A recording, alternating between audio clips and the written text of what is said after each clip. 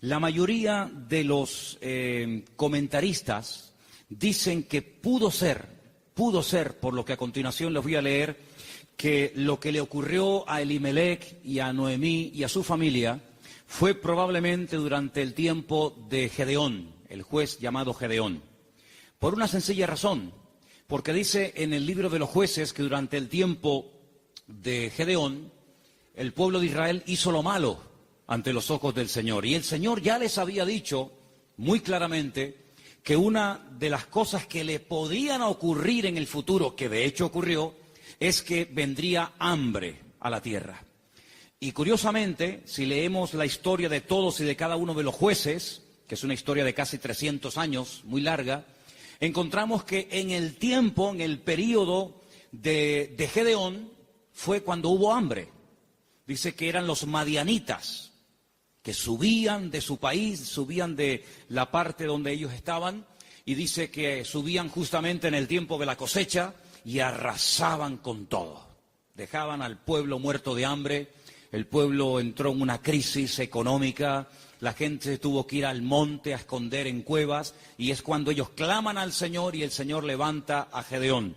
Así que ya nos hemos situado, la historia que vamos a contar esta tarde se llevó a cabo probablemente durante el tiempo del juez llamado Gedeón. Los personajes principales que aparecen en el capítulo 1 ya los conocéis. Elimelech, que es el padre de la familia, cuyo nombre significa mi Dios es rey. Eli, mi Dios, Melech, rey. El nombre de su esposa es Noemí, significa dulce, significa placentera. Tenía 2 hijos. El mayor se llamaba, como dice aquí, versículo 2 de Ruth capítulo 1, Malón y Kelión. Malón significa débil, enfermizo. Probablemente era un joven, un niño que desde pequeñito fue muy enfermito y los padres lo vieron así muy flaquito, muy raquítico y le pusieron este nombre que espero que no se le ocurra ponerle a ninguno de ustedes a sus hijos. ¿Cómo se llama el niño? Enfermito, debilucho. Y el otro no se queda atrás. El otro, Kelión, significa abatido o consumido. Dicho en términos modernos, el hecho polvo de la familia. ¿Qué familia? Bueno, ellos viven en una pequeña población llamada Bet-Lehem, cuyo nombre significa la casa del pan, en la provincia de Judea, el mismo pueblo donde tiempo más tarde nacería el rey David y donde mucho tiempo después nacería nada más y nada menos que el Mesías, el Señor Jesucristo.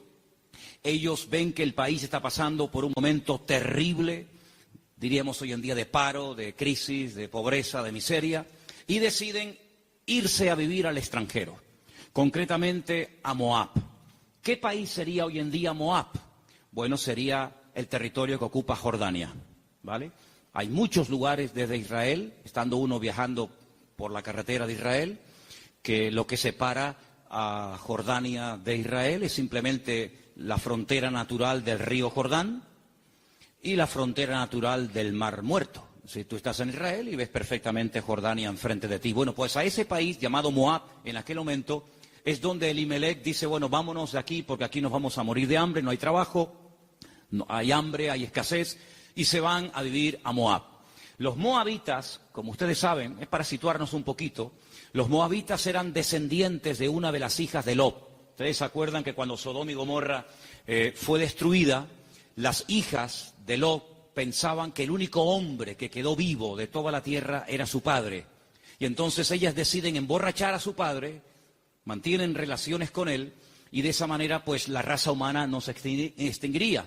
Y entonces una queda embarazada, la mayor, su hijo lo llama Moab, de ahí vienen todos los moabitas, todos los que son hoy en día de Jordania, y también los amonitas, la otra hija. Eran idólatras, el dios principal que se adoraba en Moab era Quemos, una idolatría terrible, y a ese lugar, simplemente porque hay trabajo, y simplemente porque hay comida, sin importarle el ambiente espiritual donde va a meter a su familia, allí se va Elimelech, el aventurero, y claro, con el paso del tiempo, lo que pareció o empezó muy bonito, termina en una auténtica tragedia. La Biblia nos enseña que el padre muere, Elimelec muere, no sabemos de qué. Noemí quedó viuda, pero tenía 2 hijos, y los hijos eran los responsables de cuidar de sus padres cuando estos eran mayores o quedaban viudos. Pero con tan mala suerte, dirían algunos, que sus 2 hijos, da a entender el texto que murieron los 2 en el mismo tiempo, el mayor y el menor. Los judíos entienden que esto fue una especie de castigo o de consecuencia de haber depositado su confianza en los campos de Moab en vez de en el Dios vivo. Y es que yo creo que problemas vamos a tener siempre durante toda la vida. Ahí no está la cuestión. La pregunta es, ¿cómo vamos a reaccionar los creyentes cuando tengamos problemas? Porque como reacciona la gente del mundo, ya lo sabemos. Pero ¿cómo debe de reaccionar un hijo, una hija de Dios, una familia cristiana, creyente en el Señor, cuando vienen tiempos difíciles? De paro, de enfermedad, de muerte, de separaciones de los padres o problemas económicos. ¿Cómo vamos a reaccionar ante la adversidad? Bueno, no se le ocurrió otra cosa a Elimelec que decir, vámonos de aquí y nos vamos a Moab y empezamos de cero. Bueno, esos eran sus planes, pero dice la Biblia que a veces nuestros pensamientos no son los pensamientos de Dios. Y allí, de la noche a la mañana, hermanos, aquello que empezó tan bonito terminó siendo una auténtica tragedia. 3 viudas. Orfa, la que se casó con uno de los hijos de Elimelec y Noemí. Ruth, la otra que se casó con otro hijo. Y también Noemí. 3 mujeres solas ante el peligro. En aquella época no había pagas, ni había ayudas del gobierno, ni del Estado para mujeres viudas.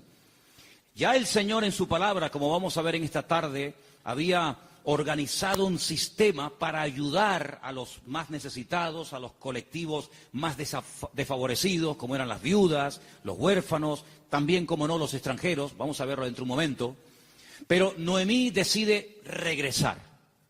Ahora, si ustedes han leído detenidamente el libro, se van a dar cuenta que lo más probable es que las propiedades, sobre todo las tierras, que eran en su día de Elimelec, él las tuvo que vender o hipotecar para poder marcharse con su familia al extranjero. Eso es algo que ha hecho muchísima gente que han venido de otras naciones.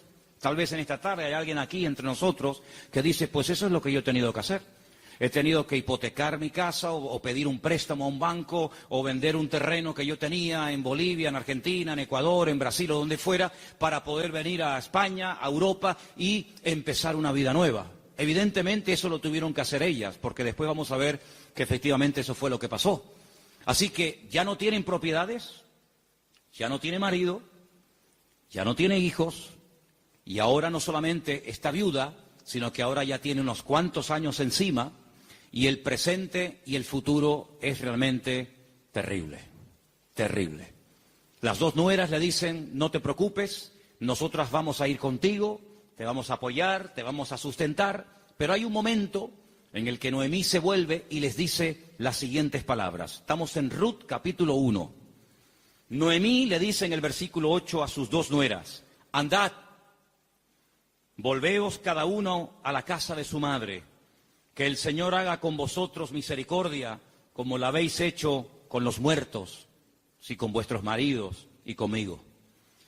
Que el Señor os conceda hallar descanso, cada uno en la casa de su marido. Luego las besó y ellas alzaron la voz y lloraron. Realmente la tristeza, el desánimo, la depresión, la angustia, el miedo, se había apoderado de estas 3 pobres mujeres. Y ellas le dijeron, versículo 10, ciertamente nosotras, fijaros tan plural, nosotras iremos contigo a tu pueblo. Verso 11, Noemí les respondió y les dijo, volveos, hijas mías, ¿para qué habéis de ir conmigo? ¿Tengo yo más hijos en el vientre que puedan ser vuestros maridos? Volveos, hijas mías, e idos, porque yo ya soy vieja para tener marido. Y aunque dijese, esperanza tengo, y esta noche estuviese con marido, y aún diese a luz hijos, ¿habíais vosotras de esperarlos hasta que fuesen grandes? ¿Habéis de quedaros sin casar por amor a ellos? No, hijas mías, que mayor amargura tengo yo que vosotras, pues la mano del Señor ha salido contra mí. Ellas alzaron su voz otra vez, lloraron, y Orfa besó a su suegra, mas Ruth se quedó con ellas. Ay, amigo, ya se produce una ruptura. Ya no son las tres las que están como una piña, al fin y al cabo las tres tienen un denominador común, son viudas, están solas en la vida, sino que ahora dice la Biblia que una de ellas, Orfa, cuyo nombre significa terca o testaruda, toma una decisión. Y entonces la decisión que toma es volver a la casa de su familia. Noemí le dijo: he aquí tu cuñada se ha vuelto a tu pueblo y a sus dioses, vuélvete tú tras ella.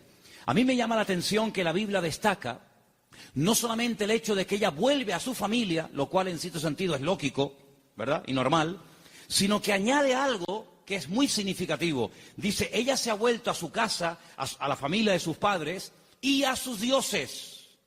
Yo dije al principio, en la introducción, que en Moab no se adoraba al Dios de Abraham, de Isaac y de Jacob. No era el Dios vivo al que se adoraba. Eran idólatras. Adoraban como Dios principal a Quemos, seguramente a otros más, a Baal, a Astarot, y sabe Dios a quién más. Por lo tanto, cuando ella se va a la casa de su familia, vuelve otra vez a practicar y adorar los dioses que probablemente, no tenemos 100% de seguridad para asegurar esto, ella había dejado de adorar durante el tiempo que estuvo casada con uno de los hijos de Noemí. Ella vuelve otra vez atrás y vuelve otra vez, permítame la expresión, es una expresión bíblica, vuelve otra vez al vómito. Y a mí me hace recordar la historia de Orfa. No voy a hablar mucho de ella, pero sí quisiera destacar que, ¿saben a quién me recuerda Orfa? Cuando estaba preparando todo esto para el día de hoy compartir con ustedes, me venía a la cabeza el joven rico. ¿Os acordáis de la historia del joven rico? Un chico aparentemente que quería saber la verdad, que quería crecer, que quería respuestas a sus preguntas y a sus dudas. Y cuando el mismísimo Señor Jesucristo le dice, tú has hecho esto y esto y esto y esto, y está muy bien. Pero yo observo, yo noto que a ti te hace falta una cosa en la vida. Y te voy a decir qué es lo que a ti te hace falta. Y se lo dice, y dice que se puso muy triste, y dio media vuelta, y se marchó, y ahí acaba la historia del joven rico. A pesar de que el Señor le dijo algo tremendo, ven conmigo.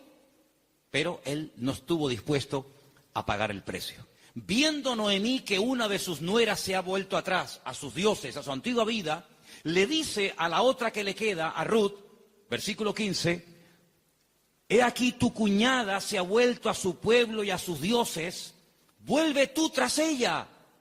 Y ahora viene una de las declaraciones más hermosas de toda la Biblia.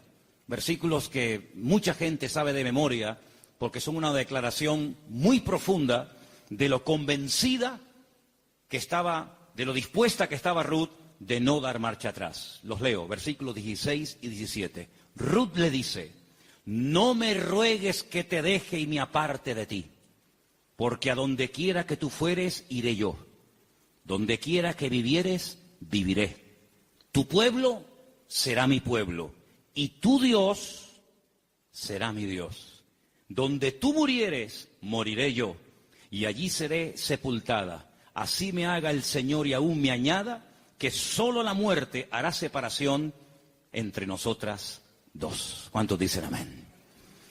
Y ahí se van estas dos mujeres. Claro, lógicamente Noemí es mucho más mayor que Ruth, pero allí emprende una aventura rumbo a lo desconocido. Se va Ruth a un país que no conoce, solamente de oídas, donde las costumbres, la religión, por decirlo de alguna manera, las leyes son completamente diferentes a la cultura, al país en el cual ella ha vivido durante toda su vida. Pero allí se va dispuesta a adorar al Dios de Noemí. Podríamos decir, en términos que nos podamos entender en esta tarde, que Ruth verdaderamente lo que decide es convertirse, no solamente ayudar y no dejar abandonada a su suegra, sino convertirse al Dios de su suegra y lógicamente también de su marido y en su momento de su suegro. Tu pueblo será mi pueblo, tu Dios será mi Dios. El Dios monoteísta, el Dios que no acepta que se adore a otros dioses aparte de Él, sino que, como dice en su palabra, al Señor tu Dios adorarás y a Él solo servirás. ¿Cuántos dicen amén? Allí se va Ruth rumbo a lo desconocido.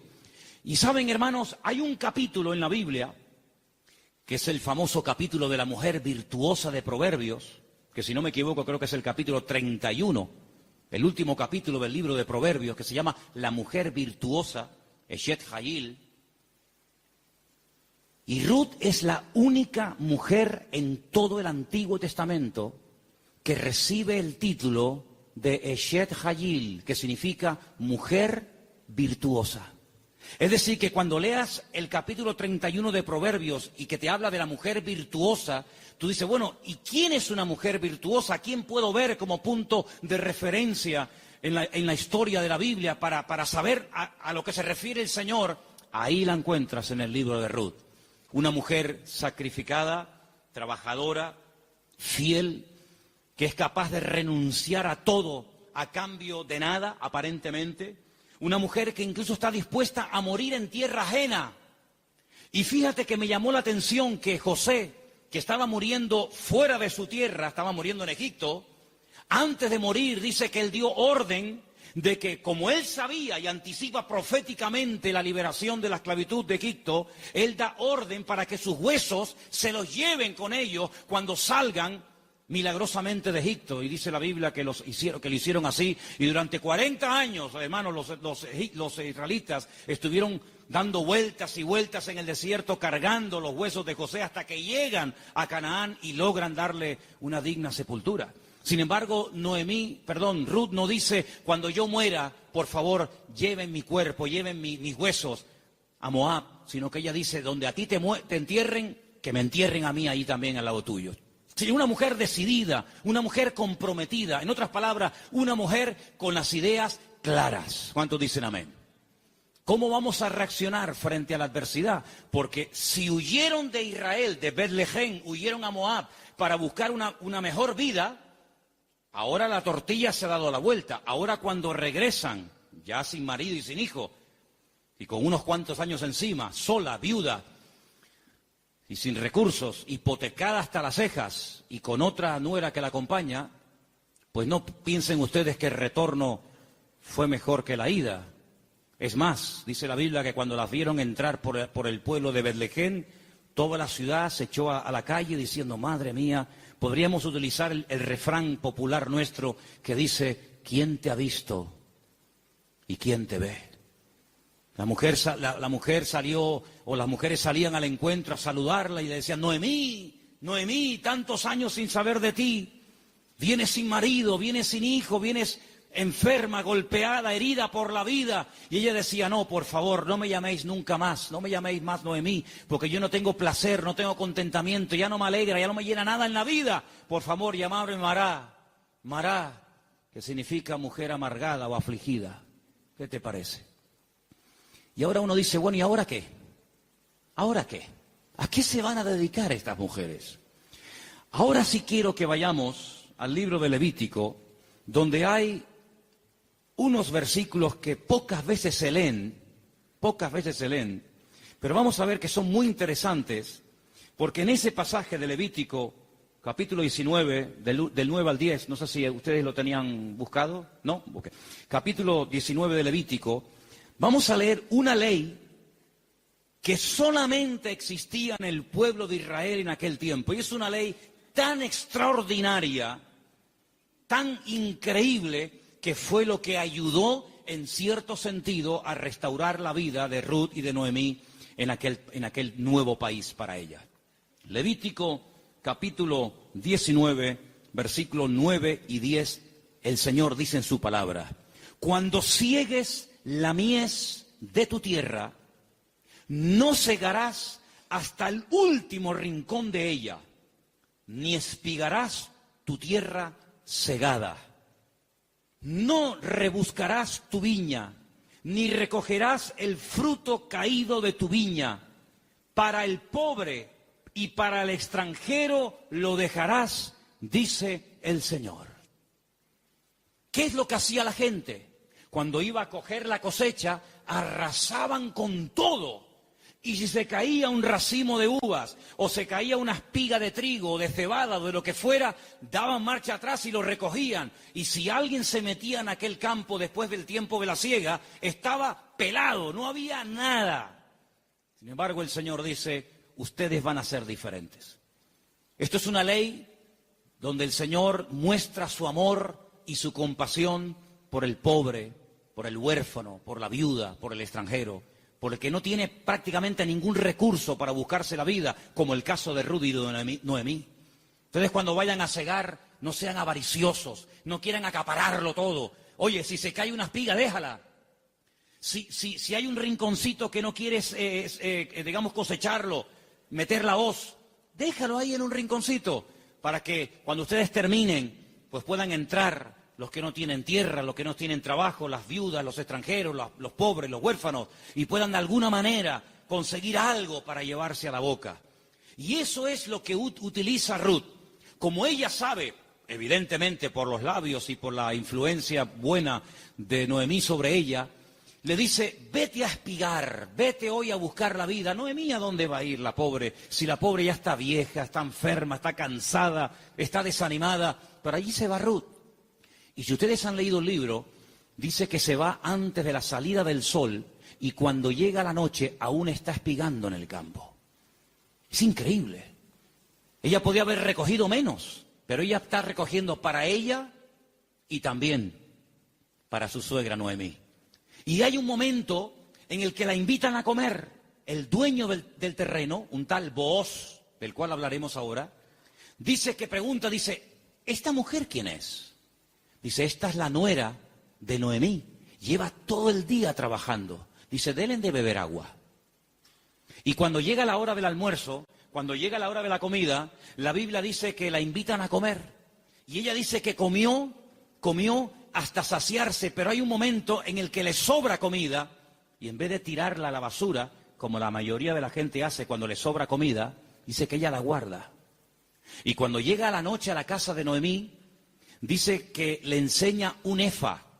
Un efa son 35 kilos, en este caso de cebada. Y dice, mira, esto es lo que yo hoy he espigado, después lo he tenido que desgranar para hacer la harina. Y no solamente eso, sino que te traigo la comida que me sobró al mediodía, te la traigo para que tú comas.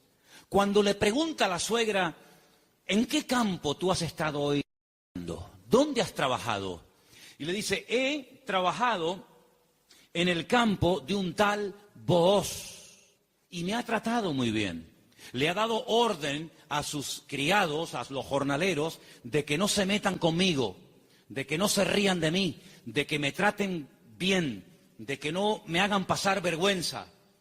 Y le dice Noemí, pues si en ese lugar te ha ido bien, sigue ahí. Eso me llamó mucho la atención. Dice, no cambies de campo. Si en un sitio te ha ido bien, ¿para qué ir a otro sitio? Ayer estábamos en el sur y hablando con un señor venezolano que ha montado un negocio, me dijo una frase que yo en mi vida había oído y nos gustó mucho y nos impactó. Y dijo, nunca vuelvas al lugar donde un día fuiste feliz. Porque si vuelves a un lugar hace años donde fuiste feliz, nunca más volverás a experimentar la felicidad que añoras. Y me impactó aquello. Y me vino a la cabeza el texto que dice, nunca digas que los tiempos pasados fueron mejor que el tiempo presente. Dice, porque no hablarás con sabiduría. Pero Noemí se da cuenta de que hay un hombre que se llama Booz y resulta que se da cuenta la viuda Noemí de que ese tal Booz, cuyo nombre significa mi fortaleza, resulta que es Goel. Ahora hablaremos de esta palabra que es una palabra de vital importancia en la Biblia. Aprendan de esa palabra. Viene del verbo Gaal. El verbo Gaal en hebreo significa libertar. Goel es la palabra que se traduce al castellano por la palabra redentor. Ahora vamos a ver lo importante que era la figura del Goel, porque en cierto sentido vamos a ver que Booz es un tipo de Cristo. Fíjense qué importancia tiene esto. Resulta que había una ley, que vamos a leerla, hemos leído la ley de la siembra, de dejar trozos para los pobres, para las viudas, pero en Deuteronomio capítulo 25 hay una ley muy interesante que yo no sé, si la tuviéramos que poner en práctica nosotros hoy en día, si estaríamos dispuestos a cumplir con esto. Yo no sé, pero es muy interesante, no sé si alguna vez la has escuchado. Dice así, Deuteronomio capítulo 25, del versículo 5 en adelante. Dice así la palabra, escucha. Cuando hermanos, varones, habitaren juntos y muriere uno de ellos, como el caso de Malón y Kelión, que eran hermanos que vivían juntos, si muere uno de ellos y no tuviere hijos, la mujer del muerto no se casará con hombre extraño. Su cuñado se llegará a ella y la tomará por mujer y hará con ella parentesco. Y el primogénito que ella diere a luz sucederá en el nombre de su hermano muerto, para que el nombre de éste no sea borrado de Israel. ¿Entendéis, no? Si el hombre no quisiere tomar a su cuñada, irá entonces su cuñada a la puerta, a los ancianos, y dirá, mi cuñado no quiere suscitar nombre en Israel a su hermano, y no quiere emparentar conmigo. Entonces los ancianos de aquella ciudad lo harán venir, hablarán con él, y si él se levantare y dijere, no quiero tomarla, se acercará entonces su cuñada delante de los ancianos, le quitará el calzado del pie, le escupirá en el rostro y le hablará y le dirá, así será hecho al varón que no quiere edificar casa a su hermano, y se le dará este nombre en Israel, la casa del descalzado. Qué ley tan extraña, ¿no? Dos hermanos y uno de ellos muere sin haber tenido hijos, y para que no se olvide o para que no se quede su nombre borrado en la historia, el hermano vivo, que es el Goel, el Redentor, tenía que casarse con la viuda, y el primer hijo que naciera de esa relación es como si fuera hijo del hermano difunto, para que de esa manera se perpetuara su nombre y para que de esa manera las herencias y las tierras no se diluyeran en el espacio y en el tiempo. Y esto es lo que le ocurre a Ruth. Ruth resulta que se casó con un judío, con un hombre de Belén de Judea, pero ella no tuvo hijos con él. Su hermano, es decir, su cuñado, también murió. Por lo tanto, no hay posibilidad de redimirla. Pero cuando llegan a Israel, la familia de Elimelech, la familia de su marido, pues siguen viviendo allí. Y hay un pariente cercano al cual Booz le dice, oye, a ti te corresponde el derecho de casarte con Ruth. A ti te corresponde el derecho de pagar todas las deudas de Ruth. A ti te corresponde recuperar el patrimonio y las tierras que en su tiempo tuvieron que venderse para que esta familia tuviera que irse al extranjero. Es decir, te haces cargo de la tierra, te haces cargo de las deudas y te haces cargo de la viuda. Y este dice, de eso nada. De eso nada. Pagar yo deudas que no son mías y casarme yo con una mujer que a mí ni me va ni me viene. Y Booz dice, muy bien, vamos a ir delante de 10 ancianos, vamos a ir delante de un minián, delante de 10 hombres judíos, y tú vas a decir eso delante de ellos, que no quieres redimir a Ruth, que no quieres hacerte cargo de sus deudas, de sus hipotecas y de la viuda, y lo vas a decir delante de testigos. Y lo dice. Y entonces es cuando entra en escena Booz y le dice a Ruth, hija, tú no te preocupes ahora. La diferencia de edad de Ruth y de Booz tenía que ser inmensa.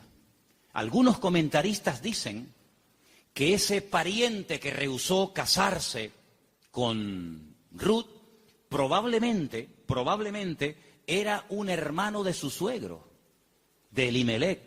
Y algunos comentaristas también he oído que opinan que Booz puede ser que también estuviera emparentado con su suegro, de tal manera que ya era un señor mayor, una persona ya de cierta edad, había una diferencia de edad tremenda. Pero él asume la responsabilidad, no solamente de casarse con la viuda, sino de pagar la hipoteca y las deudas que la familia dejó y que hay que volver a recuperar las tierras. Lógicamente todo eso costaba dinero. Solamente había dos posibilidades de que en Israel una persona que se desprendiera de patrimonio pudiera volver a recuperarlo. Solamente había dos formas. Una, que llegara el año de jubileo. ¿El año de jubileo qué era? Era una celebración, una fiesta que se llevaba a cabo cada 50 años. A los 50 años las deudas quedaban anuladas. De ahí viene una parte del famoso Padre Nuestro. Padre Nuestro, perdona nuestras deudas como nosotros también perdonamos a nuestros deudores. Está inspirado un poco en el año de jubileo. Los que eran esclavos se les daba la libertad. Si alguno no quisiera, había todo un proceso para poder volver a retenerlo. Y si alguien había tenido que vender por cuestiones económicas, por necesidad, una propiedad, un terreno, cuando llegaba el año de jubileo, repito, cada 50 años, bueno, todo volvía otra vez a sus dueños originales. ¿Para qué esta ley? Para recordarle al pueblo de Israel que la usura, el querer cada vez tener más y más y más y más y más, a cambio de las desgracias ajenas, eso no se podía dar en el pueblo de Israel. Cada 50 años se empezaba de cero. Nadie le debe nada a nadie. Los ricos no iban a ser cada vez más ricos y los pobres cada vez iban a ser más pobres. De esa manera era una ley justa, una ley donde se le daba oportunidad al que se había endeudado y jamás iba a poder pagar las deudas. Fíjate qué terrible la ley de los desahucios en España. 600.000 familias, 600.000 familias, multiplica por 3 o 4 miembros cada familia, estamos hablando ya de millones de personas, tuvieron que dejar la casa que no podían pagar, los padres en algunos trancarle la nómina y un alto porcentaje, es decir, un sistema faraónico donde te ofrecían todo los bancos a cambio de nada y te llamaban y te ofrecían todo llamándote a tu casa y una vez que te tienen en su territorio te aprieta el nudo, amigo, y de aquí no sales nunca. El sistema del faraón en los tiempos modernos. En vez de faraón, llámalo como quieras. Sin embargo, Dios en su palabra jamás iba a permitir que su pueblo cada vez fuera de mal en peor, endeudándose de tal manera que al final era imposible hacer frente a semejantes deudas. Y una cosa también muy importante, aunque no es el tema a tratar, entre hermanos no se podían dar préstamos con intereses. Ustedes saben que hay personas que están pagando muchos años y todavía la deuda no se ha pagado. Lo que están pagando es simplemente parte de los intereses, porque son tan elevados que por una regla de 3, cuanto más pagas, más debes. ¿Cómo se come eso, hermano? Así que la única forma de recuperar una tierra que se había vendido era llegar al año de jubileo. Pero ¿quién le aseguraba al que había vendido una propiedad, ponte que tuviera 40 o 50 años, que iba a durar otros 50 años para recuperar la tierra? Era prácticamente imposible, impensable. Pero luego había otra forma. Era otra forma. Pero claro, ahí había que tener mucho amor y mucha compasión. Y era decir, no es mi deuda, entre comillas, no es mi problema, pero yo voy a redimirte, yo voy a ser tu Goel, yo voy a asumir cuánto debes. Pues mira, tuve que vender la casa, tuve que hipotecarla, tuve que vender el terreno, tuve que hipotecar los animales. En algunos casos tuve que vender a mis hijos como esclavos a trabajar a jornal durante un tiempo. Yo me hago cargo de todas tus deudas y encima me caso contigo, levantamos descendencia y empezamos una vida nueva. ¿Cuántos dicen amén? Bueno, hermano, eso fue lo que hizo el Señor Jesucristo por todos y cada uno de nosotros, ¿sí o no? Cuando vinimos al Señor, la inmensa mayoría de los que estamos aquí y muchos de nosotros, ¿cómo vinimos al Señor? ¿En nuestro mejor momento? Yo pienso que la mayoría de los que nos hemos convertido al Señor, cuando vinimos a los pies de Cristo, vinimos en nuestro peor momento. Algunos desanimados, otros enfermos, otros enganchados, otros esclavos de no sé qué y de no sé cuánto. Pero el Señor Jesucristo dijo, a ver, ustedes tienen una deuda tremenda. Y una deuda no con un banco, no con una financiera. Ustedes tienen una deuda conmigo. Y es una deuda que no se puede pagar con trabajo, ni con dinero, ni con lágrimas, ni con sudor. Es una deuda que solamente se puede pagar con sangre. Pero no cualquier sangre, sino con la sangre preciosa de Jesucristo. Y vuestra miseria, vuestra hipoteca, vuestra crisis material y espiritual, yo me hago cargo de ella. Y yo os compro a precio de sangre. Y por eso podemos leer en Primera de Pedro unos versículos tremendos, donde basados en la ley del Goel, el que redimía al que estaba destruido, Pedro dice, tenéis que saber, hermanos queridos, Primera de Pedro 1:18, que habéis sido rescatados. Eso fue lo que hizo Booz por Ruth, rescatarla, redimirla. Vosotros fuisteis rescatados de vuestra vana manera de vivir, la cual recibisteis de vuestros padres. No con cosas corruptibles como oro o con plata, sino con la sangre preciosa de Cristo, como de un cordero sin mancha y sin contaminación, ya destinado desde antes de la fundación del mundo. Cristo, antes de que existiera Adán y Eva, antes de que existiera el jardín del Edén, Él sabía que un día iba a venir a este mundo a morir en la cruz por los pecadores. Desde antes de que el mundo existiera, ya Él sabía que su destino iba a ser ese. Desde antes de la fundación del mundo, pero manifestado en los postreros tiempos por amor de vosotros. Y mediante Él, ¿cuál creéis en Dios? Quien le resucitó de los muertos y le ha dado gloria, para que vuestra fe y esperanza sean en Dios. ¿Cuántos dicen amén? Este Booz es un hombre tremendo. Es un hombre que dice, bueno, yo soy rico, tengo tierras, tengo de todo. ¿Qué necesidad tengo yo de meterme ahora, permítame, en estos líos? Asumir deudas que yo no contraje. Si Elimelech hipotecó sus tierras y tuvo que vender sus casas, ¿a mí qué me importa? Diría alguno. Y si tuvo que irse al extranjero a buscarse la vida, y si allí murió él y sus hijos, y ahora hay una serie de mujeres que están las pobrecitas sin nada en la vida, ¿yo qué tengo que ver con todo esto? Pero Booz no es un hombre frío, insensible. Booz es un hijo de Dios, y los hijos de Dios tenemos corazón, no solamente cabeza. ¿Cuántos dicen amén? Hay que tener corazón, hermanos, en las vestiduras del sumo sacerdote, que las tenéis ahí si queréis ver cómo eran. El sumo sacerdote llevaba en su pecho los nombres de la familia de Israel, las tribus de Israel, Judá, Benjamín, Zabulón. Y el sumo sacerdote decía, pero si yo no soy de la tribu de Judá, ¿yo para qué tengo que llevar el nombre de una familia que no es la mía? ¿Por qué tengo yo que llevar en mi pecho el nombre de la tribu de Zabulón, si yo soy levita? Pero es que el Señor le enseñó al pueblo de Israel a través del sumo sacerdote que para servir a Dios y para creer en el Señor y hacer su voluntad, uno tiene que tener corazón. ¿Cuántos dicen amén? Hay tanta insensibilidad, hermano, incluso en el pueblo de Dios. Sí, dicen que España es un país muy solidario, el país de más donaciones de órganos del mundo. Sí, está muy bonito. Pero hermanos, el mundo no nos tiene que dar ejemplos a nosotros, ni lecciones de solidaridad y de amor, sino que somos nosotros los que deberíamos ser la gente más solidaria y los que más apoyamos al necesitado del mundo, porque para eso el Señor nos ha puesto en esta tierra.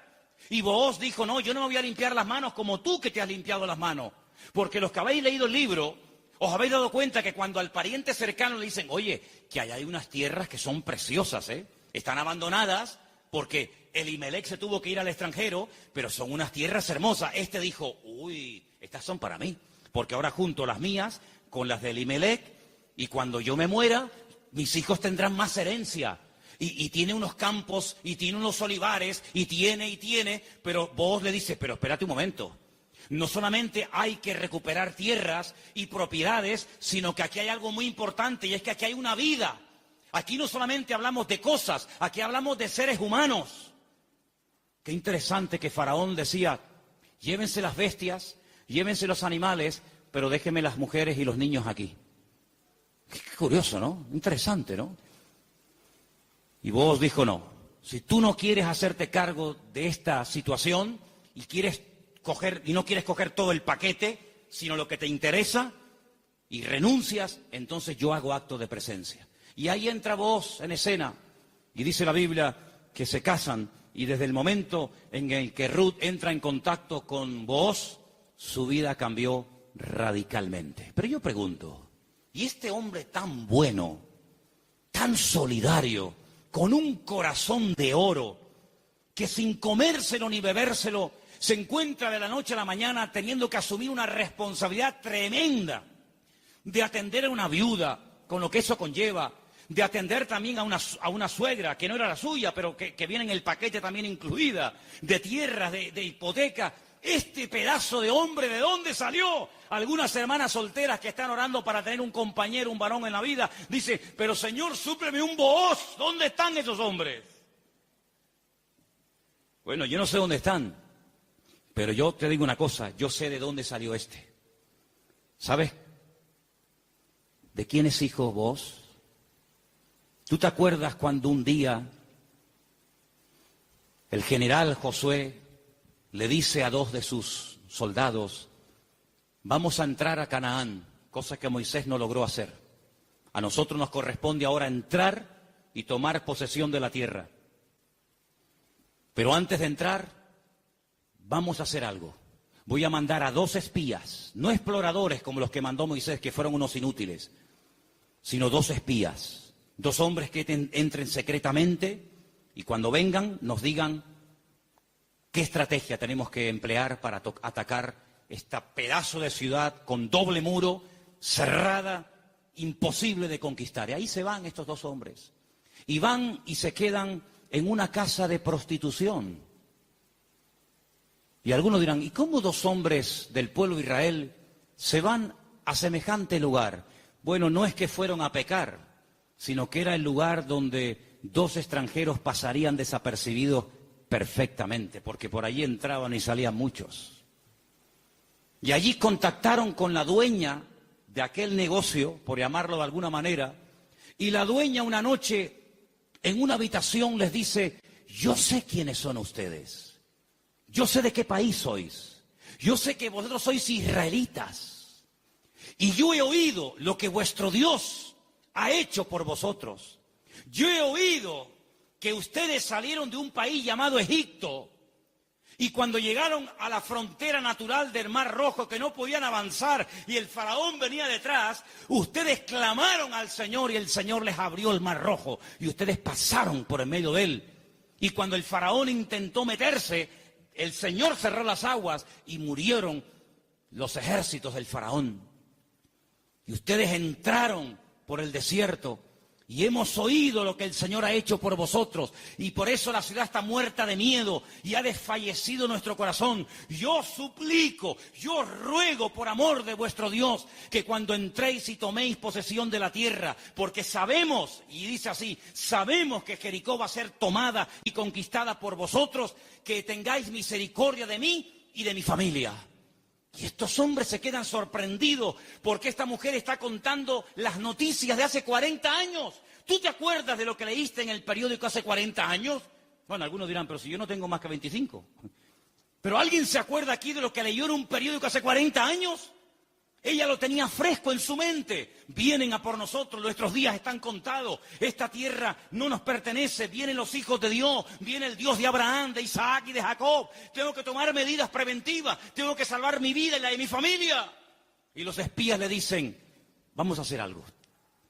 Si tú no te chivas, si tú no dices que hemos estado aquí, si tú no vas ahora con el cuento al capitán de la guardia o al rey de Jericó, sino que tú mantienes el secreto. Y el día que nosotros entremos en la ciudad, tú estás dentro de la casa con toda la familia que quiere ser salva, nosotros te protegeremos a ti y a toda tu familia. Y como va a ser esto algo tremendo, porque aquí va a haber una conmoción, un terremoto, esto va a ser un cataclismo terrible, y una ciudad tan enorme, para saber diferenciarla de tantas casas, coge este trapo de color rojo, lo amarras ahí por fuera de la ventana. Yo le diré a los soldados cuando entren a tomar posesión de Jericó, que donde hay un trapo rojo colgado ahí en la ventana, ahí no entren, que esa es la casa de Rahab, la ramera. Y dice la Biblia que ella vivía entre un trozo del muro y el otro, entre muro y muro. Toda la ciudad cayó, no cayeron los muros de Jericó, hermano, ¿sí o no? Cayeron los muros de Jericó, pero la casa de Rahab no cayó, pero no estaba en el muro. Pero el que confía en el Señor verá cómo caen a su lado 1000 y 10.000 a su diestra. Mas a ti no llegará, dice la Biblia. Toda la ciudad cayó, hermano, como añicos. Pero la casa de Rahab se quedó ahí. Y ella se va a vivir con su familia al pueblo de Israel. Y se casa, dice la tradición, con uno de aquellos espías que se llamaba Salmón. No es que se casó con un pescado. Se casó con un señor que se llamaba Salmón. Y queda embarazada. Y cuando da luz, nace nada más y nada menos que un hijo que le pusieron Booz. Ay, amigo, así que Booz era el hijo de Rahab, la de Jericó. Sí, amigo. ¿Qué te parece? ¿Cómo una persona puede cambiar la vida cuando pone su mirada y su confianza en las manos del Señor? De ser una mujer como era en Jericó, a lo que llegó a ser cuando lees el árbol genealógico, los antepasados de Cristo, en Mateo capítulo 1, te encuentras que en el árbol genealógico de nuestro Señor Jesucristo aparece nada más y nada menos que Rahab, aquella mujer salvada milagrosamente de la destrucción de la ciudad de Jericó. Es que en el libro de Ruth hay algo que predomina, hay un hilo conductor que lo encuentras por todas partes, y es que nuestro Dios es un Dios que es un especialista en restaurar vidas destrozadas. ¿Cuántos dicen amén? No solamente es un Dios que echa fuera demonios y un Señor que levanta al caído y un Dios que sana a los enfermos y que salva a los pecadores, sino que es un Dios que le encanta restaurar vidas destrozadas, y cuanto más difícil, mejor lo hace. ¿Cuántos dicen amén? Dile al que está a tu lado, nuestro Dios es un Dios que restaura las vidas. ¡Aleluya! Nuestro Dios restaura las vidas. ¡Aleluya! Vos, el Goel, el Redentor, asume sus responsabilidades, sabe que el primer hijo va a ser considerado no como suyo, sino como hijo del difunto, del marido de Ruth, pero no le importa, porque él no se quiere llevar la gloria en ningún momento, sino que él quiere hacer la voluntad del Señor, aunque el precio a pagar sea ese.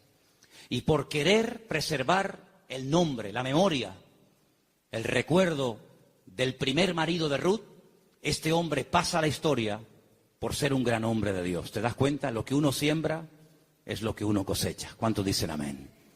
Ahora, no solamente el Goel, el Redentor, era el responsable de pagar las deudas del difunto y recuperar las tierras y casarse con la viuda, sino que hay un elemento que quiero mencionarlo de pasada, no aparece en el libro de Ruth, pero lo quiero comentar, y es que era el responsable de vengar la sangre, era el vengador de la sangre. Si por ejemplo al marido de Ruth lo hubieran matado, en vez de morir de una enfermedad, como aparentemente parece que murió, lo hubieran matado, Booz tenía la obligación de vengar la sangre del marido de Ruth. Era el que vengaba la sangre derramada inocentemente por cualquier persona. Pero eso no lo quiero tocar, pero también entra dentro de la responsabilidad del Goel. Ahora, hay 3 versículos que vamos a leer en esta tarde que son muy bonitos y muy interesantes, y por favor presten atención. Salmo 119, 154.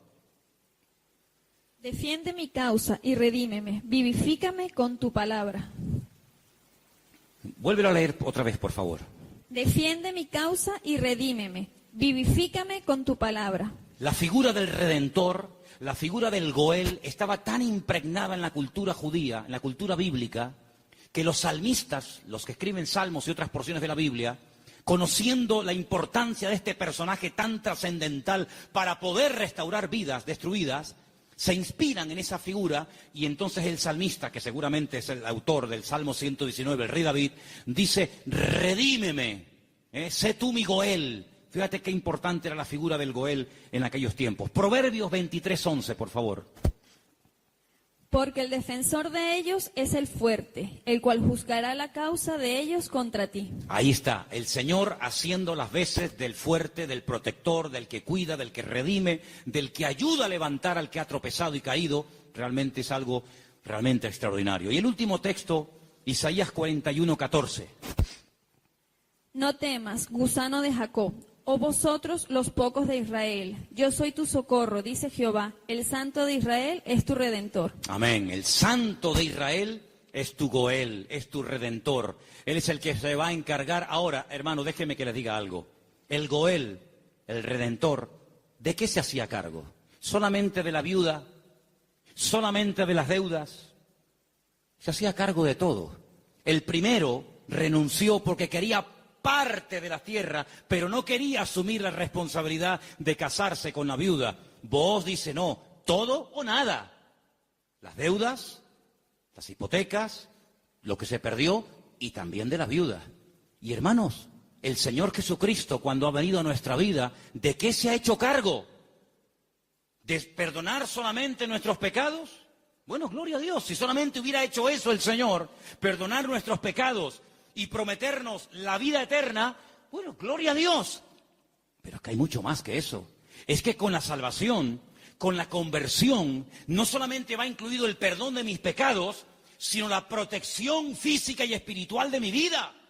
Y Él ha prometido suplir todas mis necesidades. ¿Por qué? Porque es mi Redentor, porque es mi Goel. ¿Quién iba ahora a darle comida y vestido y atender y cuidar y mimar y amar a Ruth?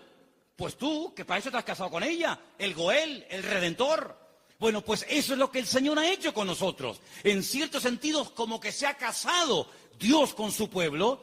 A su pueblo le llama su cuerpo. Ese cuerpo tiene una cabeza que es Cristo. Y Él es el que se encarga de todos y de cada uno de los detalles de nuestra vida. Entonces, yo no entiendo cuando hay creyentes que tienen una fe muy grande para una cosa y luego para otro dudan. Pero que el Señor se ha hecho cargo y ha comprado todo. Tus deudas, tus enfermedades, tus desánimos, tus miedos, tus angustias, tus complejos, tu pecado, todo lo ha comprado el Señor. Y Él va a hacer una obra total y completa en la vida de todos y de cada uno de nosotros. ¿Cuántos dicen amén? Hermanos, en el capítulo 3 del libro de Ruth, en el versículo 1, me llamó la atención leyendo, yo estuve leyendo en hebreo todo el libro y hay palabras que aparecen que son muy, muy interesantes. Pero hay una que particularmente me llamó la atención. En el versículo 1 dice, después le dijo su suegra Noemí, hija mía, ¿no te he de buscar hogar para ti, para que te vaya bien? Es decir, Noemí dice, yo voy a hacer todo lo posible para que tú a mi lado tengas algún día tu propio hogar. Y busqué la palabra hogar en hebreo. Y la palabra que aparece en el versículo 1, aquí traducida por hogar, es la palabra manoaj. Y cuando yo veo en el texto que pone manoaj, le digo a Elena, Elena, ¿no hay un personaje en la Biblia que se llama Manoaj? Y me dice, sí. ¿Quién era Manoaj? Sí, señor. Muy bien, hermano. Era el padre de Sansón, Manoaj. Y digo, voy a buscar lo que significa Manoaj. Y resulta de que me encuentro que la palabra hogar, Manoaj, se puede traducir por descanso, tranquilidad, reposo, quietud y otros tantos sinónimos. Y me pongo a buscar versículos en la Biblia, solamente vamos a leer 2. Me pongo a buscar versículos en la Biblia donde aparece la palabra Manoaj y me quedé sorprendido, porque una de las primeras veces que aparece la palabra Manoaj, traducida aquí en el texto castellano-español por la palabra hogar, es en Génesis 8:9, y os vais a quedar sorprendidos, porque tiene que ver con un pájaro, tiene que ver con un animal. ¿Lo tenéis? Génesis capítulo 8, versículo 9, y dice así. ¿Lo tienen, chicas? ¿Sí? Vamos. Y no halló la paloma donde sentar la planta de su pie, y volvió a él al arca, porque las aguas estaban aún sobre la faz de la tierra. Entonces él extendió su mano y tomándola, la hizo entrar consigo en el arca. Noé no podía consultar el parte meteorológico, no tenía ordenador dentro del arca, no tenía WhatsApp y decir, oye, por ahí donde tú vives. Bueno, es que no podía decir eso, porque no había nadie con vida fuera del arca. ¿Y cómo consulto, cómo ¿Cómo me atrevo yo a abrir la puerta del arca y si se me entra el agua adentro? Llevaba 1 año dentro de aquel barco. ¿Salgo o no salgo? Es que antes de salir hay que tomar medidas preventivas. No te tires a la piscina si no hay agua. No, hermano, eso es fe. No, eso es locura.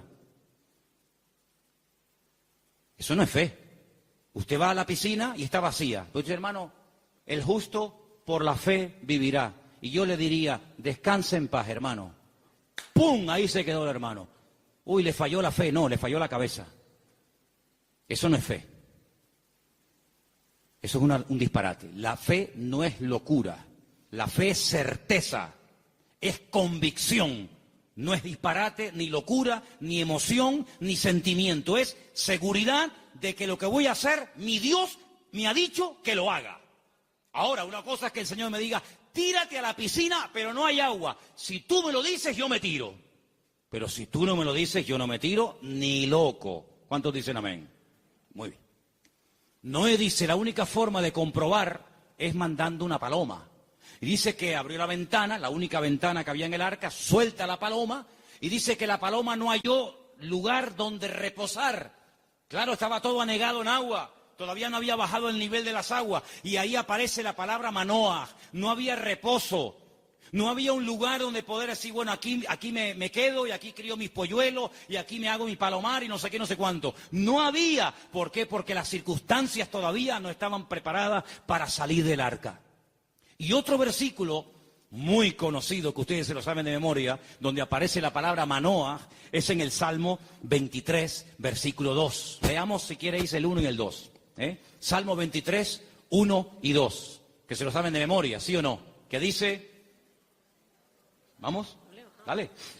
Jehová es mi pastor, nada me faltará. En lugares de delicados pastos me hará descansar. Junto a aguas de reposo me pastoreará. Junto a aguas de reposo. Allí donde hay calma, donde hay quietud, allí me pastoreará el Señor. Una de las características del Señor es que lo que hace el Señor trae al corazón reposo, tranquilidad, paz. ¿Cuántos dicen amén? Donde hay paz, está el Señor. Donde no hay paz, dudo mucho de que el Señor esté. El apóstol Pablo le decía a los corintios, lo que yo les he enseñado es para poner orden en la iglesia, porque esto me lo dijo el Señor que compartiera. Porque en nuestras iglesias lo que caracteriza a nuestras congregaciones es el orden.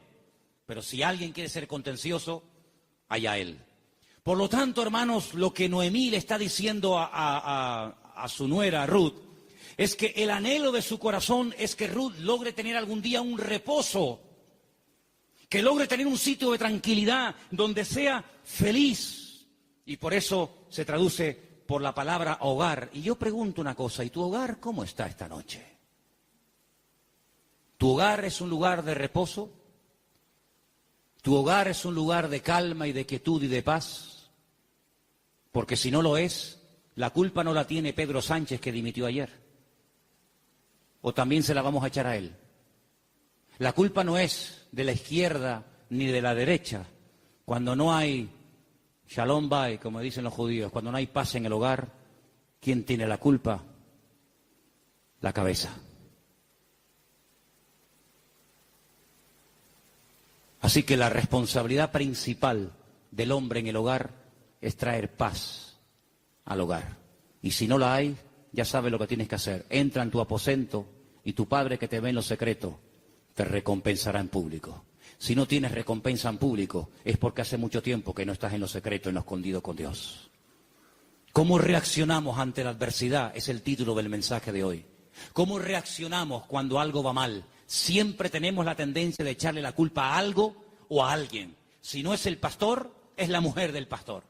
Si no es la derecha, es la izquierda. Si no es el frío, es el calor. Si no es el que se fue, es el que se quedó. Siempre buscamos un chivo expiatorio al que echarle la culpa.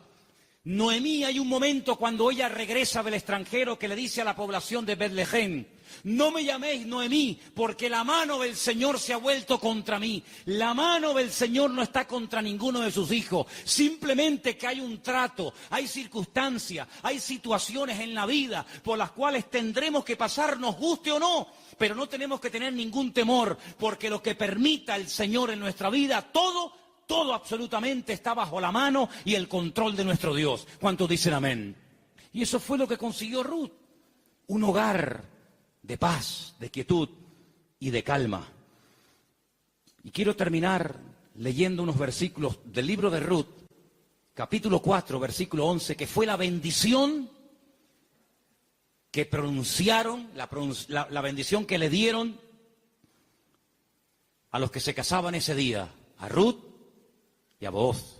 Capítulo 4, versículo 11. Dijeron los que estaban allí congregados, los testigos, todos los que estaban en el pueblo, del pueblo a la puerta con los ancianos, dijeron: testigos somos.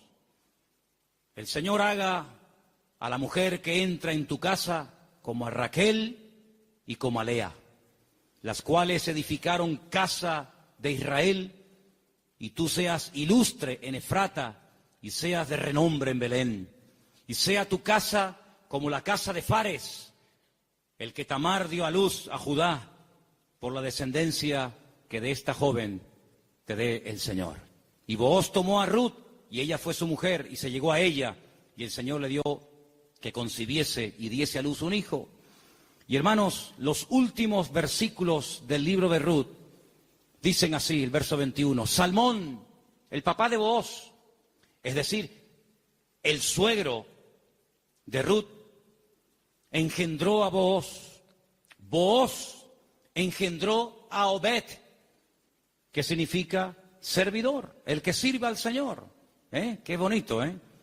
Obed engendró a Isaí, e Isaí engendró a David.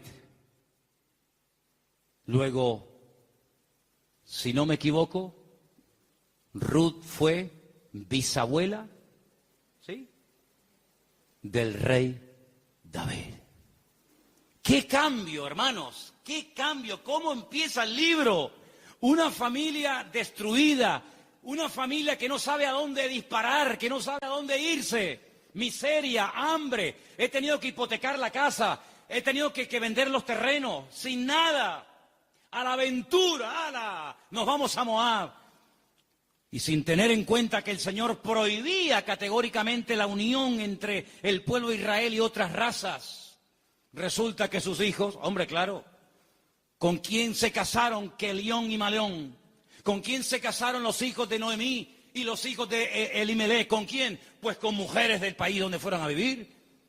Sí, ese es el futuro que le vas a dar a tus hijos. Si con la cosa de darle un mejor futuro material, has traído la ruina espiritual a tu casa. Claro, ya sabemos que Dios toma lo destruido, lo roto, lo que no es, para hacer maravillas. Pero ¿para qué te vas tú a Moab? ¿Te vas a meter en la boca del lobo? No, es que ya hay trabajo. ¿Y tus hijos? ¿De quién se van a enamorar? ¿Con quién se van a casar? Con mujeres idólatras. La primera responsabilidad de un padre en una casa con sus hijos, más que darle estudios y una buena carrera, es darle un futuro espiritual.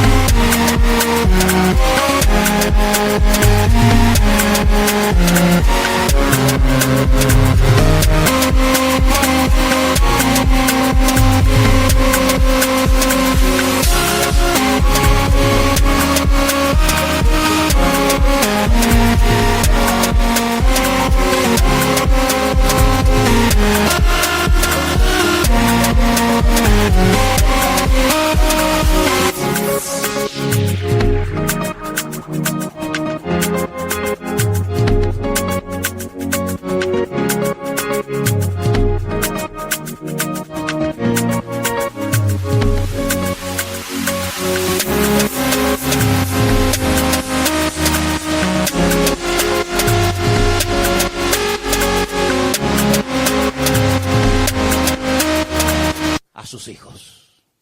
Y Moab, dicho sea de paso, no era el mejor lugar para llevar a una familia a vivir. Prueba de ello que mira cómo terminaron. Muertos todos.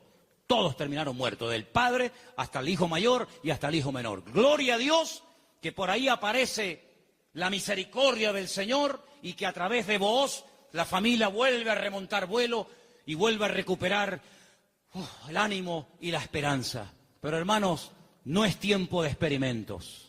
No es tiempo de será por aquí, será por allá, será esto. Vamos a descubrir los principios establecidos por el Señor en su palabra. La vida de un cristiano no es un laboratorio donde hacemos experimentos. Será esta, será aquella, será fulano, será mengano. Vamos a orar seriamente al Señor. Encomienda al Señor tu camino. Confía en Él y Él hará. Aleluya. Y no te impacientes por motivo del que prospera en su camino, porque pronto serán cortados y como la hierba verde se secarán, dice la palabra. En otras palabras, aprendamos a esperar en Dios. Mira, consiguió más, mucho más, en poco tiempo Ruth y Noemí, en la tierra donde el Señor estaba, que todos los años que Elimelech se pegó en el extranjero, que no le sirvieron absolutamente para nada. La respuesta no estaba en Moab, la respuesta estaba en Belén, más cerca de ellos de lo que se imaginaban. Y yo solamente quiero decirte algo. ¿De dónde viene el Señor Jesucristo? Los antepasados de Cristo, ¿quiénes son? ¿No son Obed? ¿No es Booz? ¿No es Rahab? ¿No es Ruth?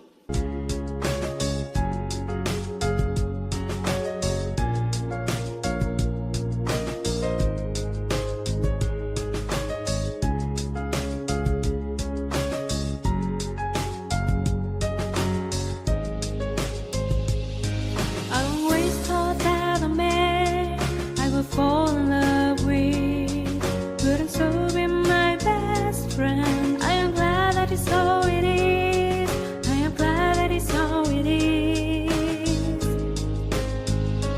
You are my dearest friend, with whom I have never kept any secrets. You know me the way I am, and I know the real you, and that's what makes our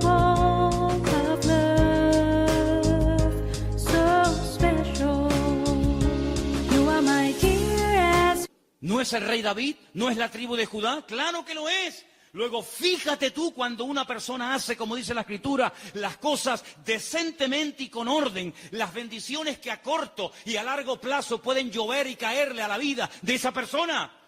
Por lo tanto, hermano, no te precipites. Espera en el Señor, porque el libro de Ruth es muy pequeñito, 4 capítulos, pero es tan grande en lecciones y sobre todo, júntate con el que te puede edificar, pégate como una lapa. Ustedes saben lo que es una lapa, ¿verdad? Pégate como una lapa a la persona que te puede bendecir. Le dice, y termino, Noemí a Ruth, no te separes de vos. Esta noche quiero explicar esto, porque puede ser que algunos lo leyeron y dijeron, pero ¿qué le estaba proponiendo la suegra? Dice, esta noche, vístete bien. Úngete, ponte tus mejores vestidos, lávate, averigua dónde está durmiendo Booz, en la era, tú vete a la era. Cuando él esté dormido, tú te pones a sus pies. Y uno está diciendo, pero bueno, ¿qué le está proponiendo Noemí? Era la forma de la época de recordarle al Goel, oye, hey, que estoy aquí, por si no te has dado cuenta. Dice que ella se acurruca a los pies de Booz y a medianoche, cuando seguramente Booz toca el cuerpo de Ruth, se asusta y dice, ¿pero tú quién eres? No le pudo encender la luz, allá todo oscuro, y dice, yo soy Ruth la Moabita. Te recuerdo que tú eres el Goel, extiéndeme tu manto. Y entonces ahí es donde él se da cuenta de que en la vida no solamente es tener tierras y criados, sino que hay una responsabilidad muy cerca de ti, la cual tienes que asumir. Y entonces, hermanos, cuando Noemí se entera de todo esto, le dice, tú confía porque este hombre no dejará pasar mucho tiempo hasta que arregle este asunto. ¿No lo habéis leído en el libro esta semana?